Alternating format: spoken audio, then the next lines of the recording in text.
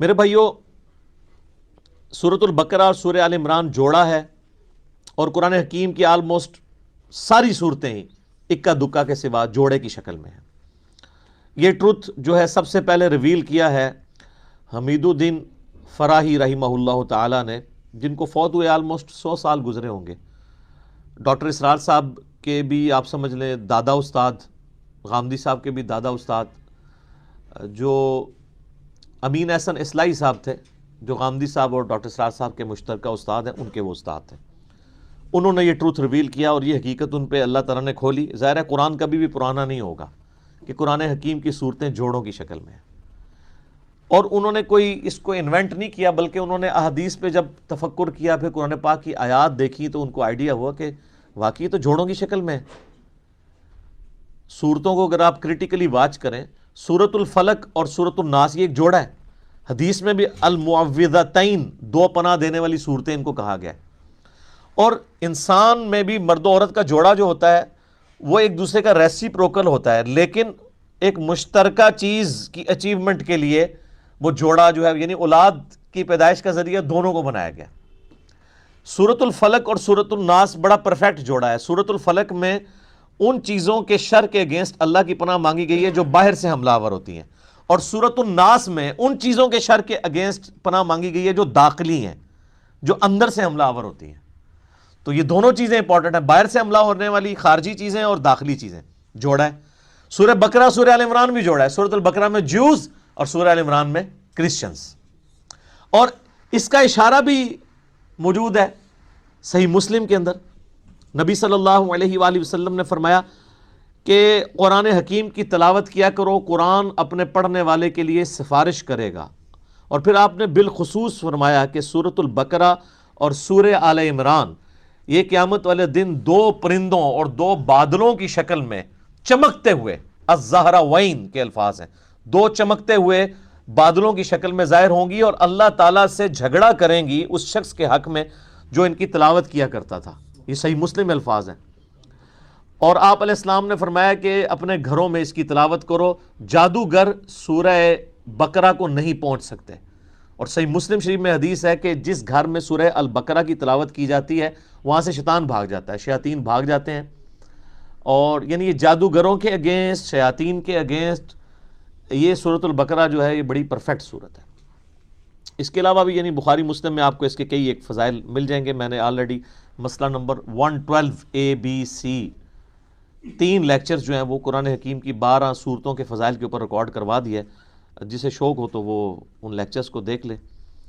اور مسلم شریف کے یہ بھی الفاظ ہیں کہ نبی علیہ السلام نے فرمایا کہ سورہ البقرہ کو پڑھنا برکت ہے اور اسے چھوڑ دینا حسرت ہے، یعنی اس کے اندر وہ فضائل ہیں کہ وہ کوئی محروم شخص ہی اس سے محروم رہے گا۔ بخاری و مسلم میں ایک اور حدیث ہے، سیدنا اسید بن حضیر رضی اللہ تعالیٰ عنہ کہتے ہیں کہ ایک رات میں سورہ بقرہ کی تلاوت کر رہا تھا تو میرے پاس ایک گھوڑا میرا بندھا ہوا تھا، تو اس نے بدکنا شروع کر دیا، تو میں نے تلاوت روک دی تو وہ بالکل سٹیبل ہو گیا۔ پھر میں نے تلاوت شروع کی، وہ بدکنا شروع ہو گیا، حتیٰ کہ وہ کہتے ہیں میرا ایک چھوٹا سا بیٹا جو پاس ہی لیٹا ہوا تھا یحییٰ، مجھے خطرہ ہوا کہ یہ گھوڑا اس پہ نہ چڑھ دوڑے، اتنا بدکے۔ میں نے پھر تلاوت روک دی تو میں بڑا پریشان ہوا کہ یہ سورہ البقرہ کی تلاوت کرنے سے یہ اس طرح کے ایفیکٹ کیوں آ رہے ہیں۔ یہ صحیح مسلم میں بھی ہے، بخاری میں بھی حدیث ہے۔ تو کہتے ہیں میں نے بائی چانس ہی جب نگاہ اٹھا کے دیکھا تو مجھے اپنے اوپر ایک بہت بڑا بادل نظر آیا جس میں کئی ایک چراغ روشن تھے، اور بیسیکلی وہ فرشتے تھے، اور جب میں تلاوت شروع کرتا تھا وہ بادل نیچے آ جاتا تھا اور اس کی وجہ سے گھوڑا بدکتا تھا۔ تو صبح کے وقت میں نے نبی علیہ السلام سے جب یہ واقعہ بیان کیا تو آپ علیہ السلام نے فرمایا وہ فرشتے تھے جو تمہاری تلاوت سننے کے لیے آئے تھے، اور اگر تم یہ تلاوت جاری رکھتے تو وہ زمین پہ بھی اتر آتے اور عام لوگ بھی ان کو دیکھ لیتے۔ اچھا، یہ ایکسپیرینس اب نہیں ہوں گے۔ اس طرح کے ایکسپیرینسز نبی علیہ السلام کے مبارک دور میں اس لیے ہوتے تھے کہ اللہ تعالیٰ ایک نئی امت کھڑی کر رہا تھا۔ صحیح بخاری میں حدیث ہے، عبداللہ ابن مسعود کہتے ہیں کہ ہم نے نبی علیہ السلام کے ساتھ اس حال میں کھانا کھایا ہے کہ ہم جب لقمہ توڑ کے منہ میں ڈالنے لگتے تو ہم اس کی تسبیح کی آواز بھی سنا کرتے تھے۔ آپ ذرا امیجن کریں کہ آپ جناب کھانا کھاتے ہیں، نوالا آپ کے ہاتھ میں اور اس میں سے آواز آ رہی ہو سبحان اللہ وبحمدہ سبحان اللہ العظیم۔ اب یہ ایکسپیرینسز جو ہیں وہ صحابہ کرام کو اس لیے ہوتے تھے کہ اللہ تعالیٰ نے ان میں ایمان کوٹ کوٹ کے بھرنا تھا، وہ نئی امت کھڑی کی تھی۔ سر اس لیے پھر ان کا پیشن آپ نے دیکھا ہے نا کہ بڑی تھوڑی سی جماعت کے ساتھ انہوں نے دنیا کی سپر پاورز الٹ کے رکھ دی ہیں. ان کو ایک لمحے کے لیے بھی شک نہیں ہوا تھا کہ ہم جو ہے وہ کسی غلط دعوت کو لے کے چل رہے ہیں. اسی تو ان کا کانفیڈنس لیول عروج کے اوپر تھا. تو جب وہ اتنے دلیر لوگ جب ٹکراتے تھے تو سامنے لوگ تو ان کا مقابلہ نہیں کر سکتے تھے. سیدنا خالد بن ولید یعنی ان کی مبارک عادت تھی جب بھی میدان جنگ میں جاتے تھے تو اپنے مخالف کمانڈر کو یہ خط لکھا کرتے تھے کہ میں ایسی فوج تم سے لڑانے کے لیے لے کے آیا ہوں کہ جتنا تمہیں عورتوں سے اور شراب سے شغف ہے نا، اس سے زیادہ وہ اپنی موت کو عزیز رکھتے ہیں، کیونکہ ان کے لیے ایک جنت استقبال کر رہی ہے. قرآن میں جب آیا کہ بڑھو اس جنت کی طرف جس کی چوڑائی زمین و آسمان کے فاصلے کے برابر ہے سورۃ الحدید میں، تو سر پھر یہی کچھ ہی ہوگا. تو ایسی قوم کا مقابلہ کون کر سکتا تھا؟ تو لیکن اس قوم کو ایمان بالغیب سے ایمان بالشہادہ تک پہنچانے کے لیے نبی علیہ السلام کے مبارک ہاتھوں سے ایسے معجزات کروائے گئے، یا آپ کی مبارک زندگی میں ایسے معجزے ظاہر ہوئے جس سے لوگوں کو یقین آ گیا کہ نبی علیہ السلام اللہ کے سچے پیغمبر ہیں. بخاری مسلم میں کتنی حدیثیں ہیں آپ کی مبارک انگلیوں سے پانی کے چشمے جاری ہوتے ہوئے صحابہ کرام نے دیکھے. اب اگر کوئی شخص پانی کے چشمے انگلیوں سے جاری ہوتے ہوئے دیکھ لے، اور ایک پیالے میں مبارک ہاتھ رکھنے سے، بخاری مسلم کے الفاظ ہیں، جابر بن عبداللہ کہتے ہیں کہ 1500 صحابہ نے وضو کیا، جانوروں کو پانی پلایا اور سٹور کر لیا، اور اللہ کی قسم وہ پانی اتنا تھا کہ ہم 1,00,000 بھی ہوتے نا تو پانی زیادہ تھا. اس وقت بہرحال ہم 1500 تھے.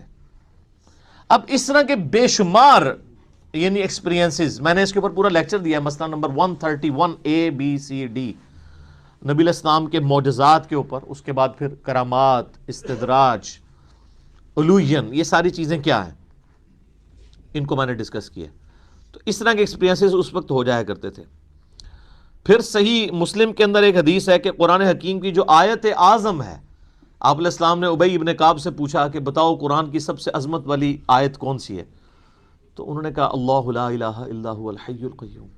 نبی علیہ السلام اتنے خوش ہوئے کہ آپ نے اپنا مبارک ہاتھ ان کے سینے پہ مارتے ہوئے کہا کہ ابو منذر تمہیں تمہارا علم مبارک ہو، یعنی بڑی آبزرویشن ہے تمہاری کہ تم نے قرآن حکیم کی سب سے عظیم ترین آیت کو، یعنی نبی علیہ السلام کے بتائے بغیر انہوں نے آبزرو کر لیا کہ یہ آیت ہے. پھر وہ بخاری میں، وہ بھی سورۃ البقرہ میں ہے، آیت الکرسی، آیت نمبر 255 ہے سورۃ البقرہ کی. پھر بخاری میں وہ بڑی لمبی حدیث ہے جو انسانی شکل میں آ کے شیطان جو ہے وہ مال جو تھا، مال غنیمت کہہ لیں، بیت المال کی جو حفاظت کے لیے حضرت ابو ہریرہ کو نبی علیہ السلام نے جو ہے وہ رکھا ہوا تھا. تو رات کے وقت وہ شیطان انسانی شکل میں آتا تھا. الٹیمیٹلی جب وہ پکڑا گیا تو اس نے پھر حضرت ابو ہریرہ کو ایک رشوت کے طور پہ آپ کہہ لیں، مدنی رشوت، الیاس قادری صاحب اس طرح کی چیزوں کو استعمال کرتے ہیں نا، تو ایک چھٹکارے کے لیے اس نے کہا میں تمہیں ایک وظیفہ بتاتا ہوں، مجھے چھوڑ دو تم. ان کا میں تو نبی علیہ السلام کے پاس پیش کروں گا تمہیں. ان کو نہیں پتا تھا یہ شیطان ہے، انسانی شکل میں آیا تھا، کیونکہ اس ٹائم علم غیب نہیں ہوتا تھا. یہ تو بزرگوں کو بعد میں پتہ چل جاتا ہے نا. تو حضرت ابو ہریرہ کو تو علم غیب کوئی نہیں تھا. اب نبی علیہ السلام کے پاس جب آپ نے فرمایا تمہیں پتہ ہے یہ 3 راتوں سے جو تمہارا مہمان بنا ہوا تھا نا چوری کرنے کے لیے جو بیت المال کی آیا تھا، وہ شیطان تھا. البتہ جو اس نے جاتے ہوئے یہ بات کی نا کہ قرآن حکیم میں ایک آیت ایسی ہے کہ اگر تم رات کو بسترے پہ جاتے وقت تلاوت کر لو تو صبح تک اللہ تعالیٰ تمہاری حفاظت پہ ایک فرشتہ معمور کر لے گا. تو وہ ہے تو جھوٹا تھا، اس نے بات سچی کی ہے. تو اس سے ایک اصولی بات پتہ چل گئی کہ اگر کوئی جھوٹا شخص بھی صحیح بات کرے نا تو بات کو لینا چاہیے، بندے کو چھوڑ دینا چاہیے. یہاں حالت یہ ہے کہ کوئی بندہ جو ہے وہ بات کرتا ہے تو کہتے ہیں اس کی داڑھی پوری نہیں ہے تو ہم اس کی بات نہیں مانیں گے، یہ ہمارے فرقے کا نہیں ہے ہم اس کی بات نہیں مانیں گے. وہ یہ دیکھو بات کیا کر رہا ہے، یہ نہ دیکھو بات کون کر رہا ہے. یہ نبی علیہ السلام نے ہمیں تعلیم دی ہے. اور مولویوں کی کامیابی کا راز یہی ہے کہ وہ اس حدیث کے اوپر عمل نہیں کرنے دیتے. وہ فوراً ڈکلیئر کرتے ہیں یہ تو بدعتی ہے، یہ تو گمراہ ہے، یہ رافضی ہے، یہ ناسبی ہے، یہ خارجی ہے، یہ بد مذہب ہے، اس سے بچنا ہے. تو سب سے بڑا بد مذہب اس روئے عرض پہ اگر کوئی ہو سکتا ہے تو شیطان ہی ہو سکتا ہے نا. اور کنفرم جہنمی اگر کوئی ہو سکتا ہے تو شیطان ہے.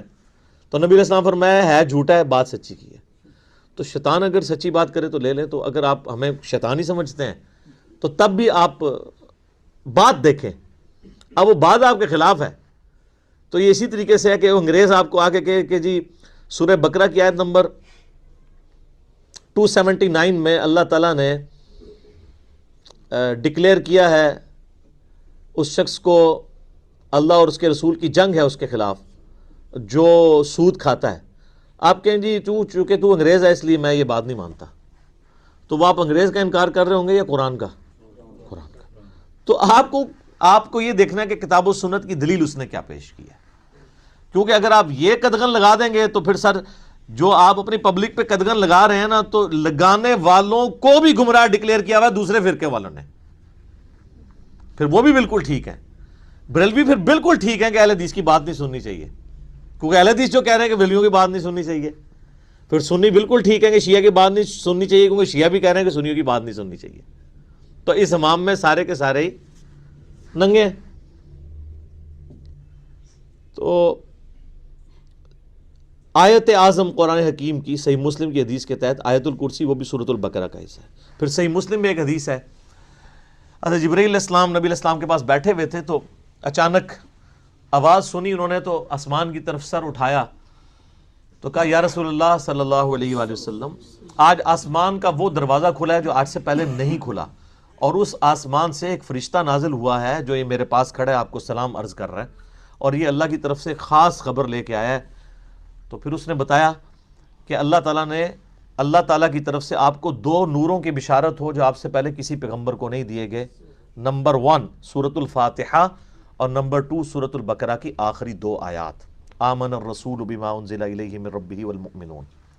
اور صحیح بخاری اور مسلم دونوں میں حدیث ہے کہ جو یہ رات کے وقت سورہ البقرہ کی آخری 2 آیات پڑھ لے گا تو اس میں جو کچھ اس نے اپنے رب سے مانگا ہے اس کو عطا کر دیا جائے گا۔ وہ تجدید ایمان ہے، ٹھیک ہے، اس میں سب کچھ ایمانیات ہیں، پھر دعائیں ہیں اللہ سے۔ اسی لیے ہم نے اپنے صبح شام کے اذکار کارڈ، بلو کارڈ کے اوپر یہ وظیفے کے طور پہ لکھا ہوا ہے۔ بہت لمبے وظائف نہیں کر سکتا، کم از کم سورہ بقرہ کی آخری 2 آیات زبانی یاد کر لے، اور پڑھتے رہیں گے تو زبانی یاد ہو جائیں گی۔ تو وہ بھی سورہ بقرہ کے یعنی فضائل کے اندر ہی وہ ساری کی ساری چیزیں آتی ہیں۔